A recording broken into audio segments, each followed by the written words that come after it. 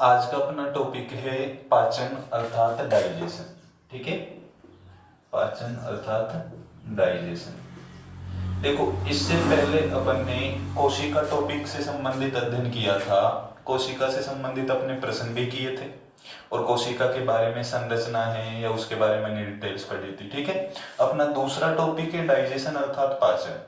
सबसे पहले तो देखो, पाचन किसको कहा जाता है, ये कैसी प्रक्रिया होती है। ठीक है, पाचन शब्द का अर्थ होता है, देखो हम कोई भी पदार्थ ग्रहण करते हैं, जो पदार्थ हमारे शरीर को क्या प्रदान करे, ग्रहण करने पर ऊर्जा प्रदान करे, एनर्जी प्रोड्यूस करते हैं। ठीक है, तथा उनका हमारी बॉडी पर कोई भी बैड इफेक्ट नहीं हो, यानी शरीर के ऊपर कोई भी हानिकारक प्रभाव नहीं दर्शाते हो, उन पदार्थों को क्या कहा जाता है, भोजन कहा जाता है। क्या कहा जाता है, भोजन।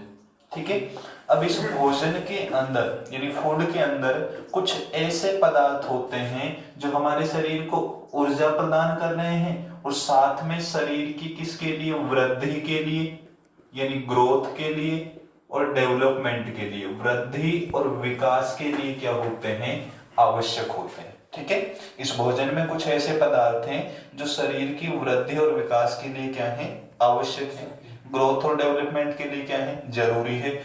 उन पदार्थों को क्या कहा जाता है, पोषक कहा जाता है, न्यूट्रिएंट्स कहा जाता है।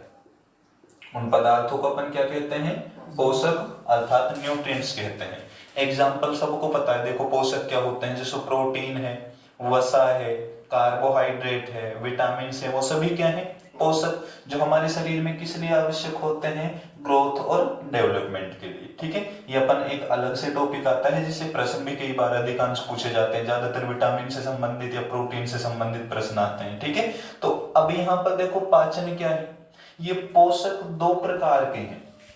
पोषक तो समझ में आया ना, किसको कह रहे हैं, पोषक क्या है, जो शरीर की वृद्धि और विकास के लिए क्या हो, आवश्यक हो। ठीक है, ये दो प्रकार के होते हैं। ठीक है, अब दो प्रकार के किस आधार पर है, संरचना के आधार पर, स्ट्रक्चर के अकॉर्डिंग। एक तो कहलाएगा जटिल पोषक, एक क्या कहलाएगा, जटिल पोषक अर्थात कॉम्प्लेक्स न्यूट्रिएंट्स। एक क्या कहलाएगा, जटिल पोषक यानी कॉम्प्लेक्स न्यूट्रिएंट्स, अर्थात जिनमें कार्बन परमाणुओं की संख्या क्या हो, अधिक हो। ठीक है, या सीधा कहें जिनके अणु क्या हो, बड़े पाए जाते हैं, लार्ज मॉलिक्यूल हो। ठीक है, उन जटिल पोषकों को अपन किस में बदलेंगे, सरल पोषकों में। किस में बदलेंगे, सरल पोषकों में। कॉम्प्लेक्स को किस में चेंज किया, सिंपल न्यूट्रिएंट्स में चेंज किया। अब अर्थ देखो क्या है, सीधा कर अपन सिंपल लैंग्वेज में देखें तो बड़े अणु को किस में बदल रहे हैं अपन, छोटे अणु में, लार्ज मॉलिक्यूल को स्मॉल मॉलिक्यूल्स में, कॉम्प्लेक्स को सिंपल में, जटिल को सरल में बदला। और ये जटिल पोषक को सरल में बदलना ही क्या कहलाया, पाचन कहलाया। क्या कहलाया, पाचन अर्थात डाइजेशन।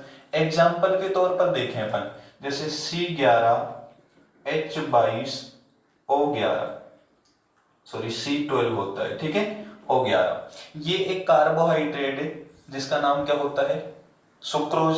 क्या होता है, सुक्रोज होता है। अब देखो सुक्रोज को अपन किस में चेंज करेंगे, ग्लूकोज या फ्रक्टोज में, C6H12O6 में चेंज करेंगे। ठीक है, तो ये उसकी तुलना में क्या है, जटिल पोषक है। क्या है, उसकी तुलना में जटिल पोषक है। तो इस जटिल को सरल में बदला तो ये क्या कहलाया, पाचन कहलाया। तो पाचन का अर्थ समझ में आया। ठीक है, पाचन क्या है, जटिल पोषक को किस में बदलना, सरल में बदलना। अब देखो जटिल पोषक को सरल में बदलने के लिए हमारे शरीर के अंदर या कोई भी जीव है उसमें अंगों का समूह होता है।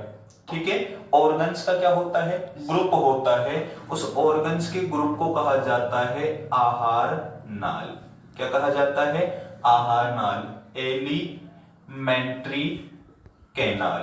क्या कहा जाएगा, एलिमेंट्री कैनाल कहा जाता है, आहार नाल कहा जाता है। देखो ये आहार नाल है क्या, एलिमेंट्री है क्या, एलिमेंट्री कैनाल है क्या, जिस अंग से हमने भोजन को ग्रहण किया अर्थात माउथ। ठीक है, और उससे लेकर जहां तक पाचन होता जाता है और तब तक की क्रिया जब हम उस वेस्ट मटेरियल के रूप में उसको क्या कर दें, रिमूव कर दें, अपशिष्ट के रूप में त्याग दें, उन सभी अंगों का समूह अर्थात सीधा कहें जो सीधे हमारे पाचन की क्रिया से संबंधित होंगे, उन अंगों का समूह ही क्या है, आहार नाल है। ठीक है, पहला ही प्रश्न इसी से इंपॉर्टेंट पूछ लिया जाता है। आपसे मैं ये पूछूं कि मनुष्य में इस आहार नाल की लंबाई कितनी होती है, बताइए।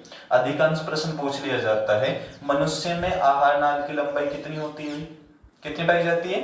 8 से लेकर 10 मीटर। कितनी होती है? 8 से लेकर 10 मीटर। अब मनुष्य की तो लंबाई इतनी फिट में भी नहीं होती, ठीक है, तो सीधा हम कह सकते हैं कि इसका कुछ भाग या अधिकांश भाग कैसा होता है? कुंडलित होता है, स्फेरिकल पाया जाता है। कैसा होगा? कुंडलित पाया जाता है। फिट में लंबाई पूछ ली जाए तो लगभग इसकी लंबाई 32 फीट के लगभग बताते हैं। ठीक है, तो अब देखो लंबाई हो गई। इसके बाद एक फैक्ट आता है इंपॉर्टेंट, जो आहार नाल होती है, ये जो मांसाहारी जीव होते हैं, ठीक है, कार्निवर्स जो होते हैं, इनमें तो क्या होती है? छोटी। मांसाहारी जीवों में क्या होती है? छोटी। और शाकाहारी जो होते हैं, हर्बीवोरियस जो जीव होते हैं, इनके अंदर ये क्या पाई जाती है? बड़ी पाई जाती है। ठीक है, इंपॉर्टेंट फैक्ट है, ये याद रखना। आपसे मैं ये पूछ लूं, शेर देखो और हिरण, लगभग आकार में शेर ही बड़ा होगा हिरण से देखा जाए तो, ठीक है, और मैं ये कहूं कि शेर में आहार नाल अधिक लंबी होगी या हिरण में? आकार में बड़ा कौन सा है? शेर, लेकिन आहार नाल किसकी लंबी बड़ी होगी?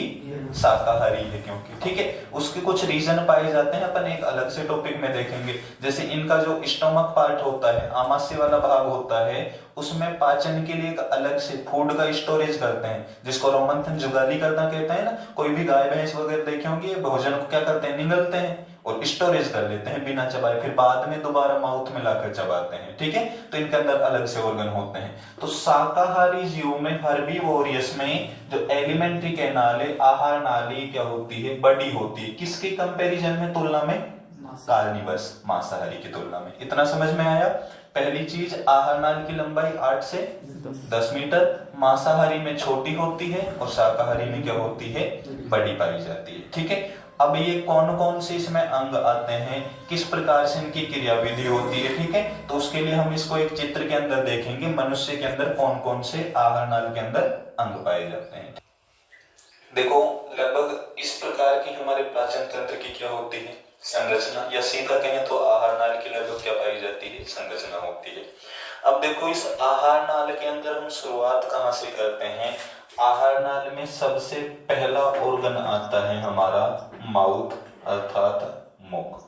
ठीक है, देखो वैसे तो क्वेश्चन सिंपल बनता है, लेकिन कई बार कंफ्यूजिंग ऑप्शन के द्वारा हो जाते हैं। जैसे अभी एसएससी के एग्जाम्स में क्वेश्चन पूछा गया था कि मनुष्य में पाचन की शुरुआत किस अंग से होती है। ठीक है, तो वहां पर माउथ ने देकर ऑप्शन दे रखा था मुख गुहा, बेक्वल केविटी। क्या दे रखा था? बेक्वल केविटी दे रखा था। ठीक है, तो मुख गुहा होगा इसका अर्थ भी। इसका अर्थ भी क्या होगा? बेक्वल केविटी का अर्थ भी क्या होगा? मुख गुहा। केविटी का अर्थ होता है खाली स्थान। ठीक है, तो मुख गुहा कह दें या मुख कह दें, अर्थ एक ही हो जाएगा। ठीक है, अब इसमें सबको पता है कि भोजन जब हम ग्रहण करेंगे सबसे पहले मुंह में ही जाएगा। ठीक है, और वहीं से हमारे पाचन की क्या होती है? शुरुआत होती है। लेकिन प्रश्न क्या पूछा जाएगा? माउथ के अंदर डाइजेशन के लिए, पाचन के लिए लगभग 3 स्ट्रक्चर होते हैं, जिनमें सबसे पहला और इंपॉर्टेंट आता है टीथ, अर्थात दांत। सबसे पहली संरचना क्या होगी? टीथ अर्थात दांत। अब देखो, सबसे पहली चीज आपको बताया था, विज्ञान में कोई भी चीज है तो उसके लिए लैटिन वर्ड यूज किया जाता है। ठीक है, और दांत के लिए लैटिन वर्ड यूज होता है डेंट। ओडेंट बोल दें या डेंट वर्ड बोल दें, एक ही अर्थ होगा। ठीक है, ये दांत के लिए क्या है? लैटिन वर्ड हो जाएगा। अब अगर मैं आपसे ये कहूं दांतों का अध्ययन क्या कहलाएगा, तो दांतों का अध्ययन क्या हो गया? अध्ययन के लिए कौन सा वर्ड जोड़ते हैं? लॉजी। शाबाश, तो लॉजी वर्ड जोड़ देंगे तो ओडेंटोलॉजी। बताओ क्या कहलाएगा? ओडेंटोलॉजी का अर्थ क्या हो गया? शाबाश, स्टडी ऑफ टीथ, दांतों का अध्ययन क्या कहलाएगा? डेंटोलॉजी। एक वर्ड याद रखना है, कौन सा? Dent word. ठीक है, या ओडेंट वर्ड। इससे अनेक फैक्ट होंगे जो हमें याद होंगे। पहला, दांतों का अध्ययन, ओडेंटोलॉजी। अब ये बताओ, दांत एक प्रकार की हड्डी है या नहीं? बोन से तो है दांत, और हड्डियां कल बताया था आपको किससे बनी होती हैं? कैल्शियम और फास्फोरस से, ठीक है। कैल्शियम कठोरता प्रदान करता है, फास्फोरस क्या करता है, रंग प्रदान करता है, ठीक है। ये चीज बताई थी आपको। तो कैल्शियम और फास्फोरस से क्या बनी है, हड्डियां। तो दांत भी किससे बने हैं, कैल्शियम फास्फोरस से, जो कैल्शियम फास्फेट के रूप में होते हैं, CA3PO4 का होल ट्वाइस, इसके रूप में क्या होते हैं, पाए जाते हैं, ठीक है। अब देखो दांतों के अंदर इस कैल्शियम फास्फेट को हम क्योंकि अलग से नाम दे रहे हैं, ओडेंट वर्ड यूज किया जा रहा है, ठीक है। हड्डियों के लिए ओस्टियो वर्ड यूज होता है, दांत के लिए अलग वर्ड है। तो इसका जो मेन पार्ट होगा, ठीक है, मुख्य जो घटक होगा वो भी इसी नाम के आधार पर दे रखा है, ठीक है। मेन जो पार्ट है वो भी क्या है, डेंटाइन। मेन पार्ट क्या कहला रहा है, डेंटाइन। अब आपसे मैं ये पूछूं कि दांत किससे बने हैं, तो देखो अगर मान लो आपसे तत्व का नाम पूछे, एलिमेंट पूछे तो कैल्शियम फास्फोरस से, मटेरियल पूछे तो डेंटाइन, क्या कहलाएगा, डेंटाइन। पदार्थ पूछे तो क्या कहलाएगा, डेंटाइन कहलाएगा। दांतों का मुख्य घटक क्या होता है, डेंटाइन। दांतों का अध्ययन डेंटोलॉजी, ठीक है। तो डेंट वर्ड ही यूज किया जा रहा है ज्यादातर, ठीक है। इसके बाद देखो दांतों में जो चमक होती है उसका कारण क्या होता है। देखो हड्डी तो हमारे हाथ में भी होती है, क्या दांत की तरह उसमें चमक पाई जाती है, आप कह दो कि उन पर कौन से हम ब्रश करते हैं ना, जो चमक पाई जाएगी, दांतों पर ब्रश होती है। देखो इसका रीजन क्या होता है, दांतों पर, ठीक है, दांतों के ऊपर एक आवरण होता है, कवर्ड होते हैं टीथ, ठीक है। और उस कवर का नाम क्या होता है, इनेमल। कौन सा होता है, इनेमल। ये इनेमल क्या है, एक प्रकार का प्रोटीन है। इनेमल क्या है, एक प्रकार का प्रोटीन है, ठीक है। अब इस प्रोटीन का क्या पाया जाता है, आवरण पाया जाता है, लेयर होती है। अब प्रश्न इससे देखो क्या पूछा जाता है, ये नहीं पूछेगा दांतों में चमक किस प्रोटीन के कारण होती है, किसके कारण होती है। आपसे प्रश्न पूछेगा कि हमारे शरीर का सबसे कठोर भाग कौन सा होता है, हार्डेस्ट पार्ट ऑफ बॉडी। हमारे शरीर में सबसे हार्ड पार्ट क्या है, कठोर चीज क्या होती है, दांत के ऊपर पाया जाने वाला इनेमल, ठीक है। तो ये बॉडी का क्या है, हार्डेस्ट पार्ट है। सबसे कठोर भाग शरीर का कौन सा होगा, इनेमल। कहां पाया जा रहा है, दांतों पर आवरण के रूप में, ठीक है। इसके बाद देखो अगला पॉइंट देखें, अगर मैं ये पूछूं दांतों के अंदर कौन सा प्रोटीन होता है, दांतों के, ये तो ऊपर आवरण के रूप में है, दांतों के अंदर कौन सा प्रोटीन होगा, तो दांतों के अंदर प्रोटीन पाया जाता है ओसीन नाम का। कौन सा होता है, ओसीन नाम का क्या होता है, प्रोटीन होता है, ठीक है। सबसे पहली चीज दांत, मेन वर्ड क्या था, ओडेंट या डेंट। दांतों का अध्ययन क्या कहलाया, ओडेंटोलॉजी या डेंटोलॉजी कहलाया। मुख्य घटक क्या कहलाया, डेंटाइन। तो दांतों का जो एक तरह से चिकित्सक होगा, डॉक्टर होगा, वो भी डेंट से ही आएगा, डेंटिस्ट क्या कहलाएगा, डेंटिस्ट। यानी डेंट वर्ड यूज किया जा रहा है। आवरण क्या कहला रहा है, इनेमल। एनिमल मत कर देना, पशु कर दो, ठीक है। इसके बाद आवरण कौन सा है, इनेमल। और प्रोटीन कौन सी होती है दांतों के अंदर, ओसीन। कौन सी होती है, ओसीन। तो ये दांतों का क्या हो गया, मुख्य रूप से एक तरह से इंट्रोडक्शन हो गया।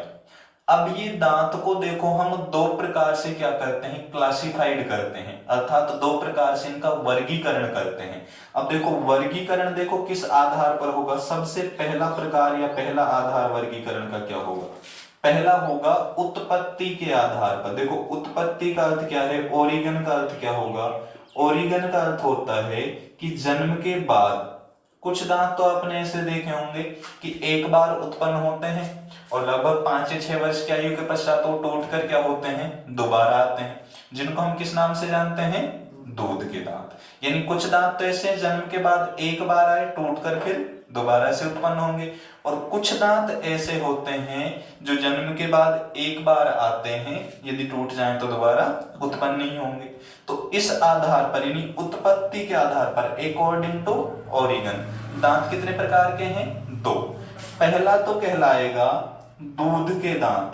क्या कहलाएगा, दूध के दांत कहलाएगा, ठीक है, जिनको हम मिल्क टीथ कहेंगे, जो कितने बार उत्पन्न होंगे जन्म के बाद, 2 बार। और दूसरे कहलाते हैं स्थायी दांत, ठीक है, परमानेंट टीथ, परमानेंट टीथ, ठीक है, स्थायी दांत, जो केवल कितने बार आते हैं, एक बार आते हैं। अब देखो सबसे इंपॉर्टेंट प्रश्न, या पूछा क्या गया है इससे संबंधित प्रश्न, प्रश्न पूछा गया है मनुष्य में दूध के दांतों की संख्या कितनी पाई जाती है। कुल दांत आप सबको पता है कितने होते हैं, 32 होते हैं, ठीक है। अब देखो याद कैसे रखोगे कि दूध के दांत कितने हैं। जन्म के बाद कितने बार उत्पन्न होते हैं, शाबाश, 2 बार उत्पन्न हो। अब इन्हीं की 2 होगी संख्या, 2 के बाद एक 0 लगा दो, कितने हो गए, 20। तो दूध के दांतों की संख्या 20 और स्थायी दांत कितने बच गए, 12। तो स्थायी दांतों की संख्या कितनी हो गई, 12, ठीक है। दूध के दांत जन्म के बाद 2 बार आए, तो 2 के आगे एक 0 याद लिख दी हमने, ठीक है। ये याद करने का तरीका है मात्र, ये नहीं कोई ट्रिक वगैरह, ठीक है। याद करने का तरीका क्या हो गया, जन्म के बाद 2 बार आए, 2 के आगे एक 0 लगा दी, कितने हो गए, 20। यानी दूध के दांत कितने होते हैं, 20 पाए जाते हैं और स्थायी दांतों की संख्या कितनी हो गई, 12 हो गई। तो ये तो किस आधार पर दांतों का वर्गीकरण हो गया, उत्पत्ति के आधार पर, according to organ types of teeth, ठीक है। तो अब देखो एक चीज देखना, दांत हमारे शरीर का क्या है, सबसे कठोर भाग पाया जा रहा है दांत पर, और देख लो सबसे कठोर चीज है, फिर भी बुढ़ापे में सबसे जल्दी गिरता है ना, ठीक है। तो ये दांतों का क्या हो गया, वर्गीकरण हो गया, सामान्य परिचय हो गया। ये तो हमने एक आधार पर देखा है, किसके आधार पर, उत्पत्ति के आधार पर। अब कार्य और संरचना के आधार पर ज्यादा महत्वपूर्ण होता है दांतों का वर्गीकरण, ठीक है। अब कार्य व संरचना के आधार पर देखो कितने प्रकार में बांटा गया है, उससे पहले आप इसका स्क्रीनशॉट ले सकते हो, ठीक है।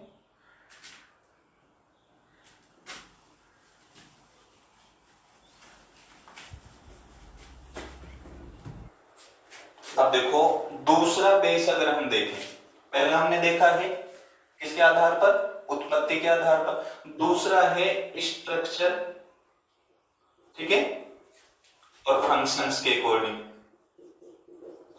अर्थात कार्य व संरचना के आधार पर, ठीक है।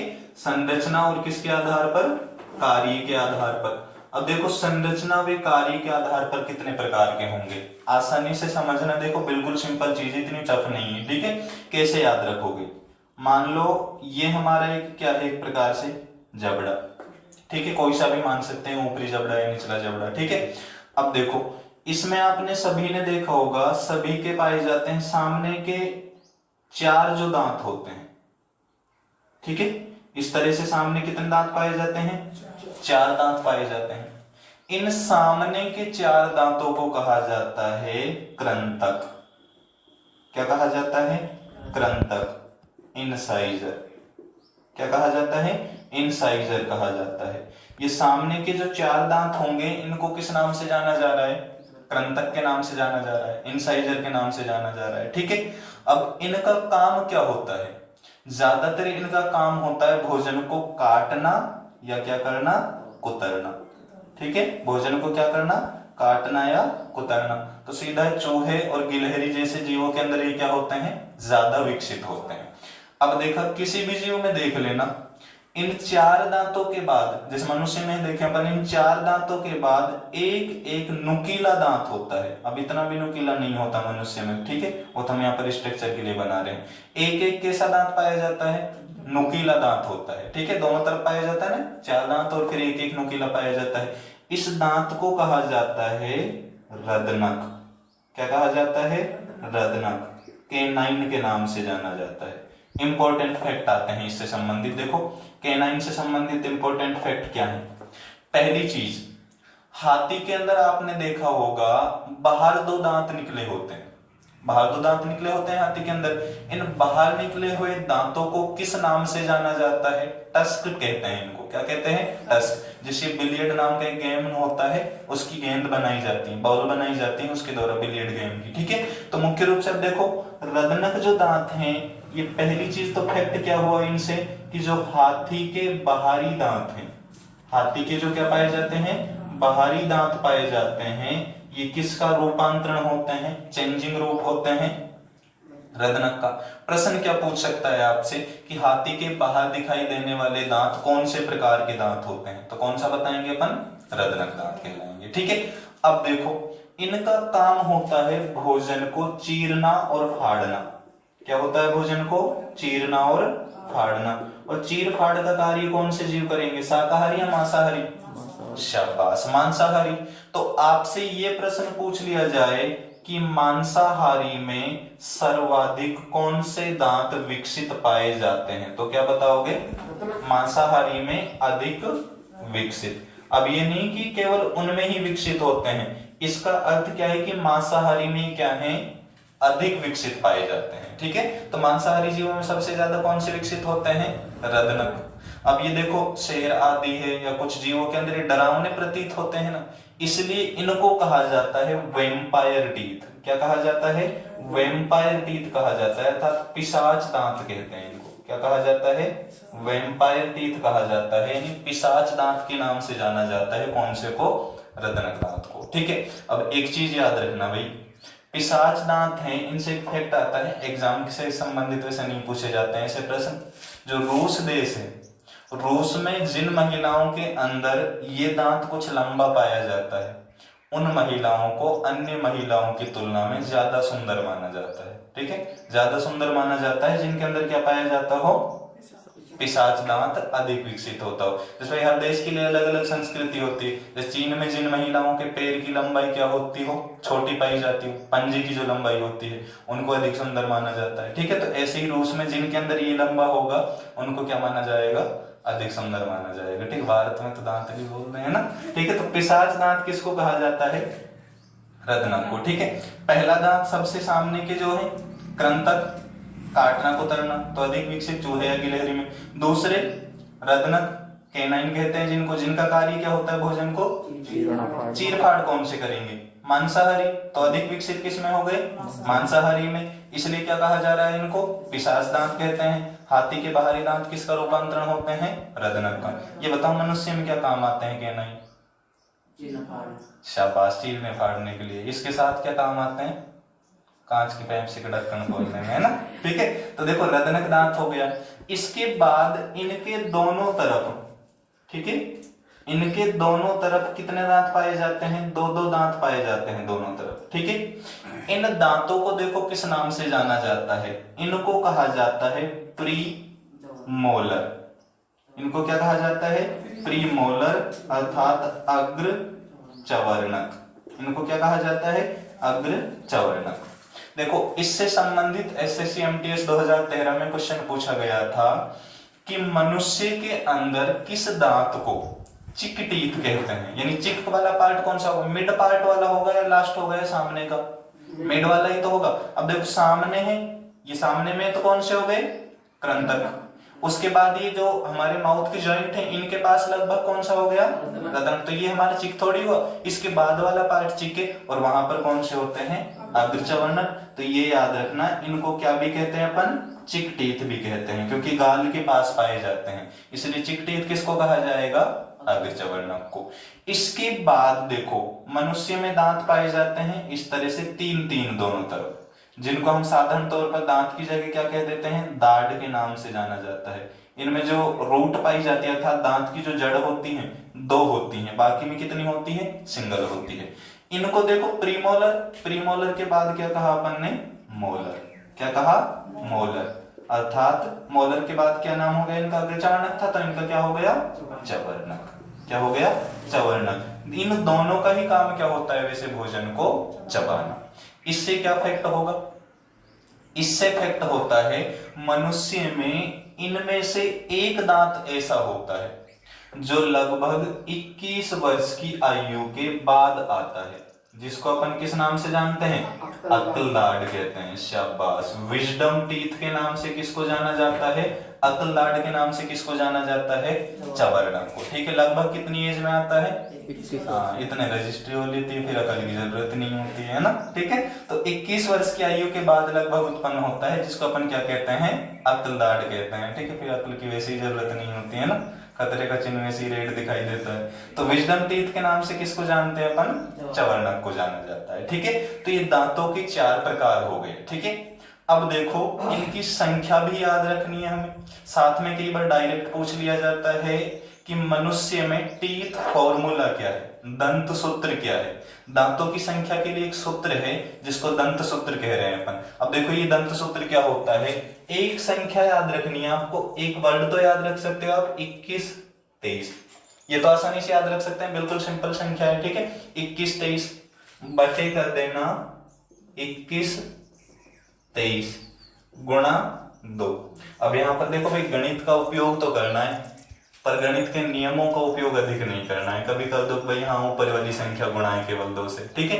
यहाँ पर ये ऊपरी जबड़ा है और ये क्या है, निचला जबड़ा, दोनों को गुणा करना है। अब देखो क्यों करना है, ये मिड पार्ट है, ऐसे दे रखा है, एक साइड का दे दिया ऊपर, एक साइड का मुख्य रूप से नीचे, फिर दूसरा पार्ट, इसलिए 2 से हमने इसको क्या किया है, गुणा किया है। सबसे पहला दांत अपन ने कौन सा देखा था, नंबर वाइज लेना, सामने से शुरुआत करनी है और पीछे की तरफ हमको क्या करनी है, गति करनी है। तो सबसे पहला त्रंतक देखा था जिसको क्या कहा जा रहा था, इंसाइजर।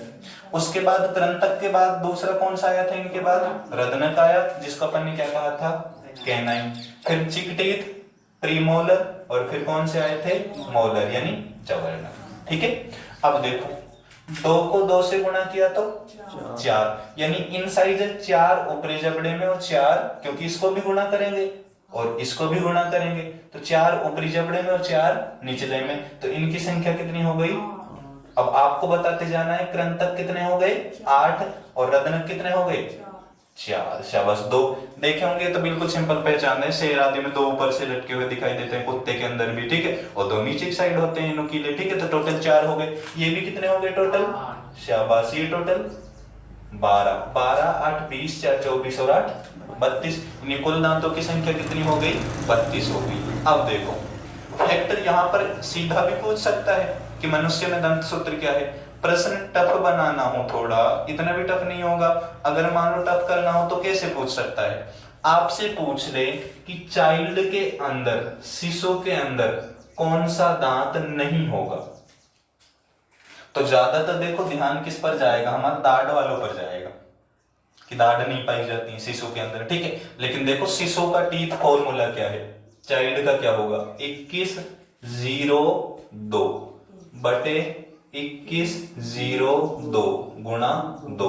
तो ये बताओ शिशु के अंदर जो इंसाइजर है वो तो कितने ही है टोटल 8, दूसरे कैनाइन कितने हैं 4 ही पाए जा रहे हैं, प्रीमोलर कितने हैं 2 को 0 से गुणा करोगे तो 0 ही आएगा, तो कौन से दांत अनुपस्थित हो गए, शाबाश, प्रीमोलर शिशु के अंदर क्या होते हैं, अनुपस्थित होते हैं। तो एक तो फैक्ट इससे यह था कि इनको क्या कहा जा रहा था, चिकटीथ। दूसरा अपन पॉइंट लिख सकते हैं कि चाइल्ड में क्या होते हैं, ये एब्सेंट होते हैं, शिशु में क्या पाए जाते हैं, अनुपस्थित होते हैं। कई बार ये प्रश्न पूछा भी जा चुका है कि कौन से दांतों का प्रकार शिशु के अंदर नहीं पाया जाता है। तो शिशु के अंदर कौन से दांतों का प्रकार नहीं पाया जा रहा है, जो प्रीमोलर है शिशु के अंदर क्या होगा, अनुपस्थित होगा। अब यहाँ पर 2-2 क्यों लिखा, क्योंकि भाई शिशु के अंदर 21 वर्ष से पहले थोड़ी आएगी विजडम टीथ, ठीक है, तो इसलिए इनकी संख्या टोटल कितनी हो गई, 2 2 4, यानी 4 ऊपर 4 नीचे 8, 4 नहीं पाए जा रहे, दोनों तरफ एक एक जो होता है वो क्या होता है, अनुपस्थित होता है। तो ये दांतों का क्या हो गया, वर्गीकरण हो गया, ठीक है। दांत समझ में आया है नहीं, ठीक है, आगे अच्छी तरह। अब देखो एक बार दोबारा से रिपीट कर लो, सबसे पहली चीज दांतों का मुख्य घटक क्या कहलाएगा, क्योंकि एक ही वर्ड याद रखना था अपन को, शाबाश, डेंट याद रखना, तो डेंट से क्या आया, डेंटाइन आया। दांतों का अध्ययन क्या हो गया, डेंटोलॉजी हो गया। दांतों पर सबसे कठोर भाग कौन सा कहला रहा था, इनेमल कहला रहा था, कौन सा, इनेमल। उसके बाद दूध के दांतों की संख्या कितनी है, कैसे याद रखनी थी, 2 बार आए, 2 के आगे 1 0 लगा दिया था, तो कितनी हो गई, 20 हो गई। कौन से दांत को पिशाच दांत कहते हैं, जो नुकीले दिखाई देते हैं, अर्थात रदनक, ठीक है। इसके बाद जो हाथी होता है उसके अंदर भी कौन से रूपांतरित होते हैं, रदनक पाए जाते हैं, ठीक है। इसके अलावा अगर हम देखें तो बिलियर्ड गेंद जो होती है, कौन सी गेंद, बिलियर्ड एक नाम की गेंद पाई जाती है, ये किस पदार्थ से बनाई जाती है, तो ये हाथी दांत से बनाई जाती थी, वर्तमान में नहीं बनाई जाती, याद रखना। बिलियर्ड गेंद किससे बनाई जाती थी, हाथी दांत से बनाई जाती। बिलियर्ड गेंद होती है ना, स्नूकर खेलते हैं जिससे, वो पहले किससे बनाई जाती थी, लगभग हाथी दांत से बनाई जाती थी, ठीक है। तो इसके अलावा अगर हम देखें किस दांत को चिकटीथ कहा जा रहा है, किसको कह रहे हैं, शाबाश, प्रीमोलर अर्थात अग्रचर्वणक। इनके हिंदी और इंग्लिश नाम दोनों हमें क्या याद रखने हैं, ठीक है। तो पहला तो हमारा माउथ के अंदर पहला पार्ट कौन सा हो गया, टीथ हो गया, ठीक है। इसका इतने स्क्रीनशॉट ले लीजिए, ठीक है।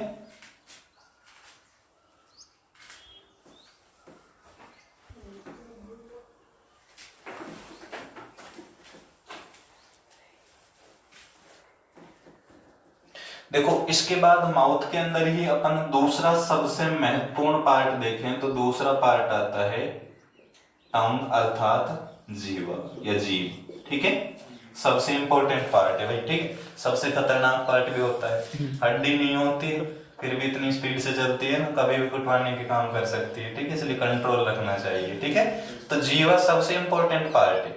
अब देखो वैसे तो सबको पता है भाई जीभ किसका एहसास कराती है हमें, एक तो बोलने में सहायक होती है और दूसरा सबसे इंपॉर्टेंट क्या है, पाचन के दौरान देखे तो भाई यही कार्य होगा, किसका सब ज्ञान कराना, स्वाद का ज्ञान कराना। तभी तो कहा जाता है कि भाई जीभ चटोरी हो रही है ना, तो स्वाद का ज्ञान किस अंग के द्वारा कराया जाएगा, जीवा के द्वारा। ठीक है, पहली चीज। अब देखो मेन पॉइंट क्या आएगा, जीभ हमारा जो गले वाला पार्ट होता है ना, इस गले वाले पार्ट में जहां पर जॉइंट होती है, इस जॉइंट वाले पार्ट को कहा जाता है टोंग फ्रेनुलम, या सीधा कह सकते हैं इस पार्ट को अपन क्या कहते हैं, फ्रेनुलम कहा जाता है।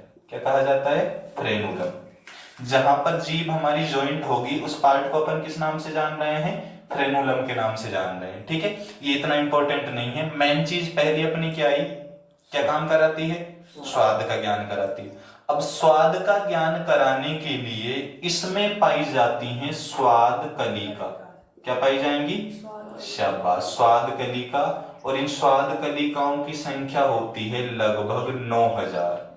कितनी पाई जाती है, लगभग 9000 स्वाद कलिका होती हैं जो हमें क्या कराती हैं, जीभ से स्वाद का ज्ञान कराती है। प्रश्न देखो क्या पूछा जाता है कि जीभ के जो अलग अलग भाग होते हैं उनसे हमें अलग अलग स्वाद का क्या होता है, ज्ञान होता है। जैसे आगे वाले भाग से हमें अलग स्वाद का ज्ञान होगा, जो साइड हैं उनसे हमें अलग स्वाद का ज्ञान होगा। ठीक है, और जो मिड पार्ट है यानी बीच का भाग है उससे अलग स्वाद का ज्ञान होगा, लास्ट का जो भाग है उससे अलग स्वाद का ज्ञान होगा।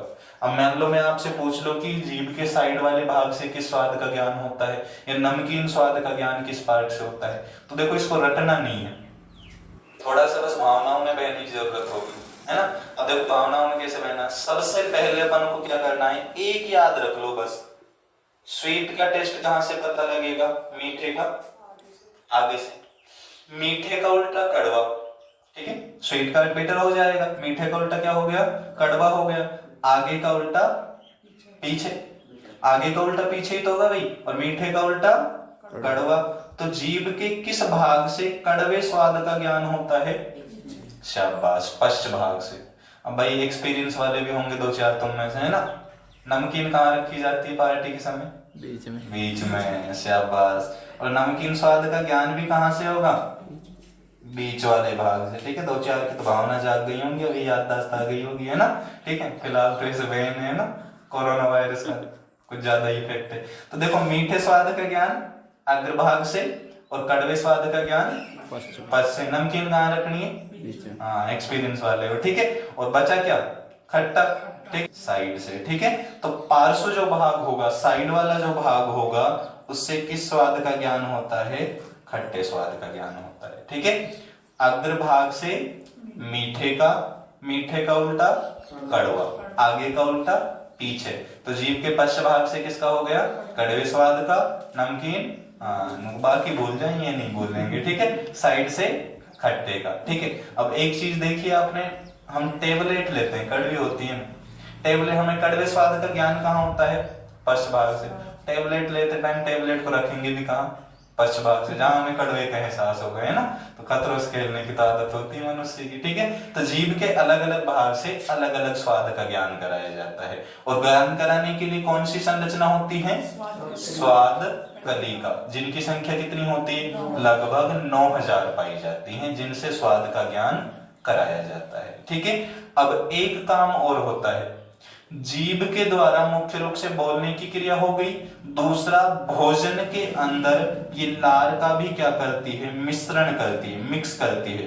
लार को क्या करना, मिक्स करना, किसके अंदर, भोजन के अंदर। दूसरा चबाने के लिए भी क्या होती है, च्युइंग करने के लिए भोजन को भी क्या होती है, सहायक होती है। चबाने में सहायता प्रदान करती है। चबाते तो ऐसे दांत हैं, लेकिन अगर जीवा दांतों के नीचे उस भोजन को क्या करती है, पहुंचाने का कार्य करती है। तो सिंपल हो गई एक प्रकार से। मेन चीज आपको ये याद रखनी है, पूरा स्ट्रक्चर, और दूसरा स्वाद कलिकाओं की संख्या। वैसे जीवा का जो भाग जुड़ा होता है उसको क्या कहा जाता है, जीवा फ्रेनुलम, टंग फ्रेनुलम के नाम से भी जाना जाता है। ठीक है, तो अपने दो पार्ट हो गए माउथ के अंदर, कौन कौन सा, टीथ, दूसरा टंग, जीवा। ठीक है, इसका स्क्रीनशॉट ले लीजिए। देखो, जीवा हो गया, टीथ हो गया, ठीक है, पाचन की परिभाषा हो गई। एक बार इसको हम दोबारा से रिपीट कर लेते हैं। सबसे पहले पाचन का क्या बताया था आपको, जटिल पोषक। शाबाश, जटिल पोषक को किस में बदलना, और जो अंग इसको बदलने का कार्य करेंगे उनको अपन क्या कह रहे थे, पूरे समूह को पाचन तंत्र, डाइजेस्टिव सिस्टम या आहार नाल। लंबाई 8 से 10 मीटर। ठीक है, मांसाहारी में अधिक लंबी होती है, शाकाहारी में, शाबाश, शाकाहारी में अधिक लंबी होती है। इसके बाद आपको बताया इनमें से फैक्ट कि कौन कौन से ऑर्गन आते हैं। सबसे पहला शुरुआत किसे की, माउथ से। माउथ में पहला पार्ट टीथ है। ठीक है, टीथ का मेन स्ट्रक्चर क्या कहलाता है, यानी किससे बने होते हैं, मेन पार्ट क्या है, डेंटाइन। क्या होगा, डेंटाइन। डेंट वर्ड याद रखना है। दांतों का अध्ययन भी क्या हो गया, डेंटोलॉजी, और दांतों का जो स्पेशलिस्ट डॉक्टर होगा वो भी क्या कहलाएगा, डेंटिस्ट। दूध के दांत कितने हैं, 20 पाए जाते हैं। मांसाहारी में कौन से ज्यादा विकसित होते हैं, रत्नक यानी कैनाइन ज्यादा विकसित पाए जाते हैं। शिशु में कौन से नहीं होते, प्रीमोलर। किस भाग से खट्टे स्वाद का ज्ञान होता है, शाबाश, खट्टा साइड में ही रखना चाहिए, दांत मल जाएंगे वरना, है ना। ठीक है, तो खट्टे का साइड से होता है, नमकीन बीच में रखनी है ना, और मीठे का अग्रभाग से, कड़वे का पश्च भाग से। स्वाद के लिए कितनी स्वाद कलिका होती है, लगभग 9000 पाई जाती है। ठीक है, इसके बाद अपना अगला पार्ट आता है सैलाइवा ग्लैंड्स, अर्थात लार ग्रंथियां। लार ग्रंथियों के बाद अपना आ जाएगा ओस्फोगस, स्टोमक, ठीक है, स्मॉल इंटेस्टाइन, लीवर वगैरह। ठीक है, ये अपन पढ़ेंगे नेक्स्ट पार्ट के अंदर। ठीक है, थैंक यू।